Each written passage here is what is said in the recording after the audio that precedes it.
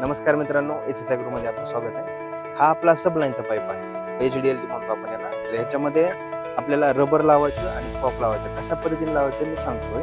सोपी पद्धत आहे एकदम. सगळ्यात आधी आपल्याला या ठिकाणी पकडून होल मारायचं, दाबायचं. मी तुम्हाला दाखवतो. हे अशा पद्धतीने वर्किंग होते. ते खाचामध्ये जे जागा आहे इथे पकडायची आणि इथे अशा पद्धतीने होल पडते. तर आता आपल्याला रबर लावायचं. तर ह्या रबर मध्ये आता दोन प्रकार आहेत मार्केटमध्ये. आता बऱ्याचशा लोकांना माहित नाहीये ते आपण सांगतो. आता ह्याच्यामध्ये हे बघा, हे दोन प्रकार आहेत. हे आहे मार्केटमध्ये मिळणारा आणि हा आहे एसएसआयचा आपला ओरिजिनल. ह्याच्यामध्ये हे बघता हा किती पद्धतीचा गॅप आहे. हा पीव्हीसी पाईपला वापरला जातो. सबलाईन शक्यतो वापरला नाही पाहिजे. आपला एसएसआयचा आहे.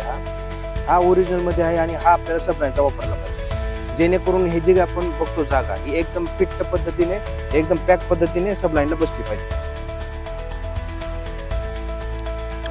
आता हे एकदम पॅक पद्धतीने बसलेला आहे रबर. पूर्णपणे पॅक झालेला आहे पूर्ण. आता हे लिकेज अजिबात होणार नाही.